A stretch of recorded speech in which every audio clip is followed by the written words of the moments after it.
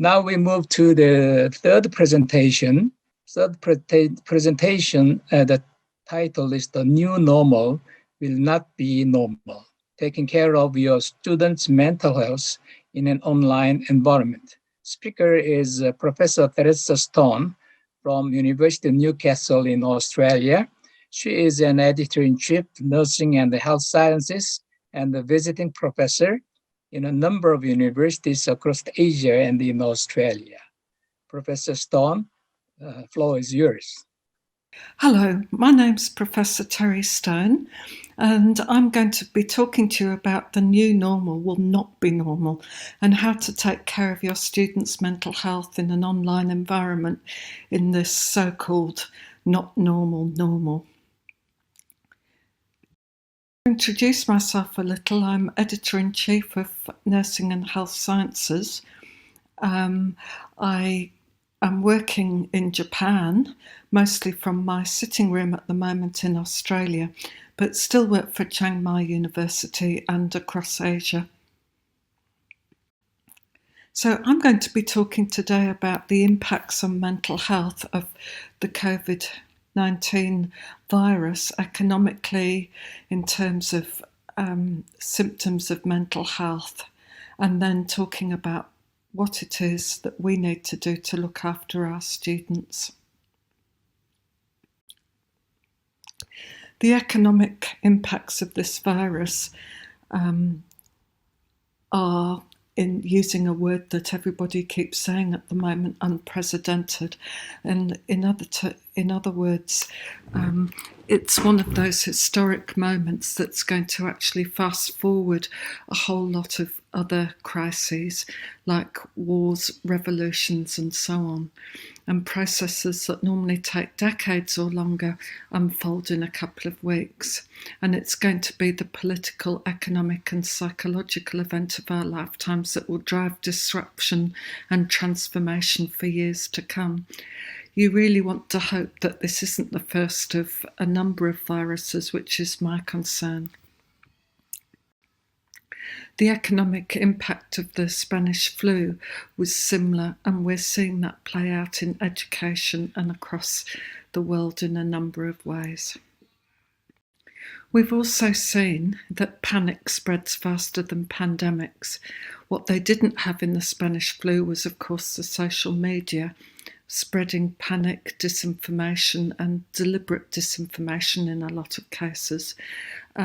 When trust is eroded with false information, panic ensues.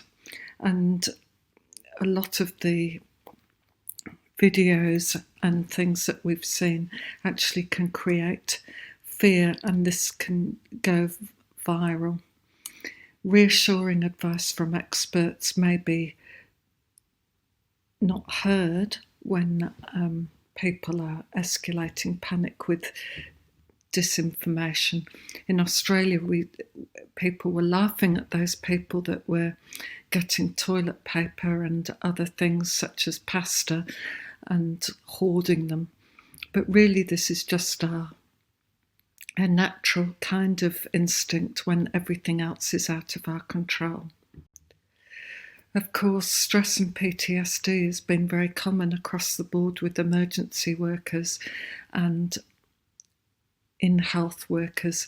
This is a picture from Wuhan at the beginning, and a lot of my students from there were first responders in that first open days of the virus, and health workers are at great risk. Of course, our students are as well if we fast-track them into the workplace to do this. Another side effect of COVID has been a disruption in our social connectedness. We've seen that in old people's homes in Australia and the UK, where they've been sheltered and shut down and people haven't seen their families. Increased social isolation and loneliness is associated with anxiety, depression, self-harm and suicide across the lifetime, and young people in the age group of our students are experiencing it. It does make us sick. We're concerned in Australia that and we've been relatively untouched with COVID, that our deaths as a result of suicide from COVID will be far higher than the deaths from COVID itself. Touch may become a new taboo. We've already started adopting some of the Asian ways of saying hello. The main picture shows a British man whose mother needed a hug, and in the midst of the coronavirus he erected a kind of screen so that he could give her a hug despite everything. People are feeling disconnected. The other concern about COVID is that across the world family violence is intensifying. When there are vulnerabilities in mental health, personality vulnerabilities, personality traits, bad relations, addiction, alcoholism and the like, these are accentuated when people are having to stay at home and spend long periods of time together, often in close quarters.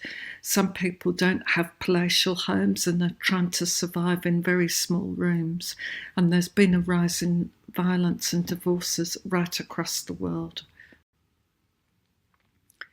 There's also been a rise in stigma, that feeling of otherness, and giving people stigmatising characteristics. People that were on cruise ships have been treated like pariahs. Even in Australia, we're treating people from the Victoria, where there's been a rise in coronavirus cases, as being kind of scary. People with COVID have been ostracised and isolated, and there's also been an increase in racism. People that look like they've had from Asian extraction have been ostracised in some European countries, and in Thailand the Minister for Health has actually blamed Westerners for infecting Thailand with COVID-19. And health professionals too have worked hard all day and then have been turned out of their accommodation and marginalised because the people do not want them in that area. We can expect political uprising and political dissent. This is in Brazil, where prisoners have been revolting. History's taught us that whenever there's a pandemic such as this, fear, frustration, helplessness, people will create an outpouring of grief and anger. And we've seen in America a lot of dissent, a lot of race-based riots, and so on. We've also seen that, and it's likely to happen even more, that the divisions of inequality will widen. The virus may not discriminate, but the system does, and people will have less access to healthcare or to the latest technologies if they can't afford to pay for it. The wealthiest fifth of Americans have get greater income gains than those below them in the income hierarchy in recent decades. And the bottom 99% and the top 1%, there's a growing gap between both of those.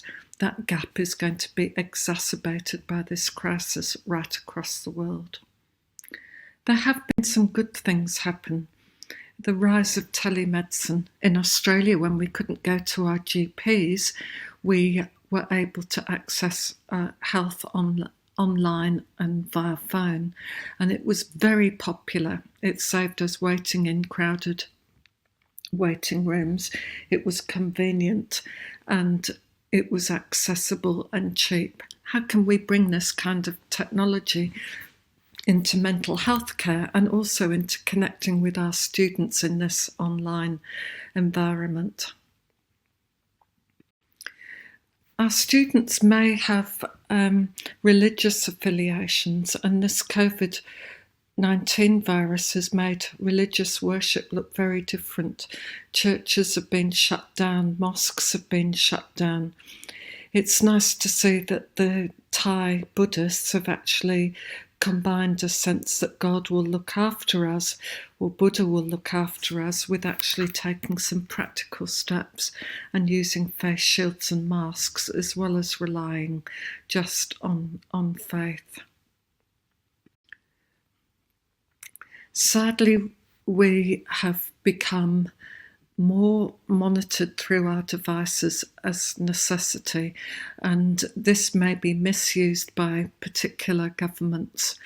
The current crisis is helping normalise the public monitoring capacities of digital systems, and in China, for example, there's a lot more monitoring of this and of where citizens can go by their COVID status and everything else. This, of course, can be misused. In Korea, unfortunately, there's been the emergency texts that have gone out have included embarrassing and possibly stigmatising revelations about people's lives, enabling them to be identified and possibly marginalised. So how can we protect our students? Policy is really important, and procedures. We need to review our relevant policies and procedures and codes of conduct and ensure that they're still relevant for an online environment, and they should include clear online behavioural guidelines. I'm thinking of bullying, harassment and so on in these days when there may be a rise in stigmatisation. Staff should be aware of their professional boundaries and able to model good online behaviour. And there should be clear reporting and response pathways in place to ensure that all students are aware of how and to whom they can report inappropriate online behaviour, and also how they can access help and support. How do we recognise distress in our students? And all of us, I think, are used to that. But there may be more subtle signs when we're dealing with the students in an online environment. Are they frequently getting in touch with us with questions? Is there a sudden drop in performance? Are there any disturbing emails or assessment items? Are they avoiding us? Is there absence or frequent illness? It's pretty hard to tell whether there's been deterioration in appearance. I think at the beginning of Zoom we were all pretty careful what we looked like, but even that's been deteriorating recently. But I think we get the idea of people not taking care of themselves or their appearance. And are they not participating in online discussions? So how do we respond to this distress? And on here and the following slides, I've given you a lot of really good links to this. Of course, we need to check in frequently with students. How are you going? It's actually normal not to be okay in these times. These feelings are normal. Everybody's feeling stressed at the moment. Contact students to professional support if they need it. Acknowledge their stresses, and if they talk, remain non-judgmental about what they're talking about. We need some clear boundaries as well. We can't be the major support for somebody and be the lecturer or academic. If you're concerned, seek support for yourself. If a student is suicidal or self-harming, then you need to talk to a senior colleague and possibly the university counsellors to get support for the student as well as yourself. Understand their diverse needs and circumstances. Some students may be trying to school their kids as well as work online, or be working in very difficult home circumstances. Get to know what their needs are. Facilitate student connections. PBL is great for this, of course, is putting students into groups and getting them to work together and facilitate those connections in a way that goes beyond the online group so that they are talking to each other outside. and give plenty of opportunities for questions, answers and discussions, both about the course and possibly about the situation that they're faced with and what's happening in the world at the moment. There's some really great toolboxes and resources out there for student distress. Some of these are quite Australia-centric, however, they are free to use. Beyond Blue is one of the two major organisations for depression and anxiety, and those are the two things that we're going to see most with our students at this time, and they've got some great online wellbeing tools for students. Headspace, again, has got some good stuff for young people aged 15 to 25 for life issues in this crisis. Mood Gym I've been using for years as a resource for students who are distressed. It's a free online cognitive behavioural program, completely confidential, getting people to look at their cognitions and find more helpful ways of thinking about things, and some other online resources for you. The American Psychological Association has also got some fantastic resources. I wanted to single out digital mental health, which has been put out by our other big organisation for anxiety and depression, the Black Dog Institute. They've got not only resources but a full-on research programme looking at how we can target mental health problems via online and mobile technologies. And not only could you use this to assist students, but possibly this would be a great way of linking in with research from PBL as well.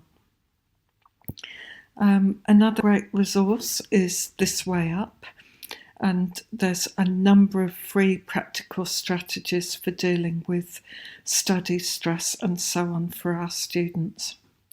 And you know what, at the end of the day, I think that PBL and the way that we teach students through PBL to be resourceful, to problem solve, to think for themselves, to look at what's going on with the media and critically think, will give them a lot of the life skills that they need to get through this crisis. The world is temporarily closed, but we can make a difference. We can use the crisis to address the problems that got us to this in the first place.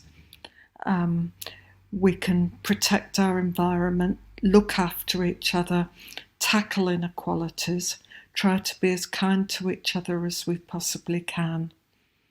Use the crisis to assist us to innovate, and I think this conference is a great way that we've been doing this, to be creative and to reach out to other people. So thank you very much for this chance to talk, and I look forward to meeting you in the flesh. Thank you very much, Professor Stone. She mentioned about the student mental health problem in this the COVID-19 era. So